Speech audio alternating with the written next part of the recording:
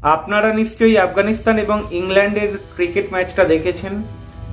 যেভাবে আফগানিস্তান 3টে উইকেট পড়ে যাওয়ার পরেও যেভাবে ফাইট করলো, কামব্যাক করলো, কিভাবে পিচে টিকে থেকে খেলতে হয়, পাকিস্তান এবং বাংলাদেশকে চোখে আঙুল দিয়ে দেখিয়ে দিল। 2000 সালে সম্ভবত বাংলাদেশ টিম ক্রিকেট খেলা শুরু করেছে আর আফগানিস্তান তার অনেক পরে। কিন্তু খেলা দেখে মনে হচ্ছে এই বাংলাদেশ আফগানিস্তানের কাছে নস্যি। যদি 10টা ম্যাচ হয়, 10টা ম্যাচের মধ্যে 8টা ম্যাচই আফগানিস্তান জিতবে। তবে বাংলাদেশের বোলিং বিভাগ যথেষ্ট ভালো, আমি মনে করি আপনারাও দেখেছেন। কিন্তু ব্যাটিং বিভাগে ধারাবাহিকতা বলতে কিচ্ছু নেই। দেখুন, অনেক প্লেয়ার রয়েছে যারা 10 বছর, 12 বছর, 5 বছর ক্রিকেট খেলছে বাংলাদেশের হয়ে, কিন্তু এমন কোনো ব্যাটসম্যান বলতে পারবেন যার ধারাবাহিকতা রয়েছে?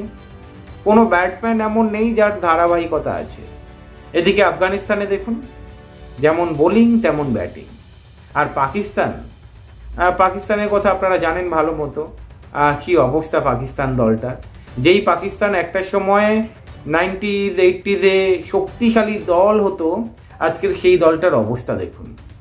2017 সালেও আপনারা জানেন ICC টুর্নামেন্ট জিতেছিল, তারপরে দেখুন কি অবস্থা।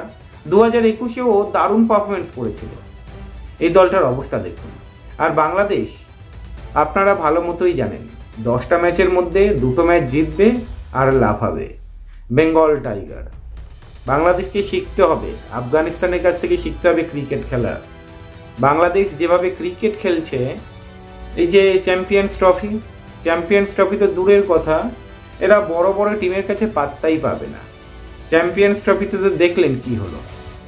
দেখুন, মানে ধারাবাহিকতা বলতে কিছুই নেই। আর পাকিস্তান আপনারা ভালো মতোই জানেন। তাই এশিয়াতে যে কটা দল রয়েছে আপনাদেরকে বলে রাখলাম, আগামী দিনে ভারতের পরে যদি শক্তিশালী এশিয়ার কোনো দল হয়ে থাকে, সেটা আফগানিস্তান হবে। সেটা আফগানিস্তান চোখে আঙুল দিয়ে দেখাচ্ছে। আমি মনে করি আফগানিস্তান শেখাচ্ছে বাংলাদেশকে কি করে ক্রিকেট খেলতে হয়, ইনিংসকে কি করে লম্বা করতে হয়। আপনাদের কি মত কমেন্ট করে জানাবেন। ভালো থাকবেন।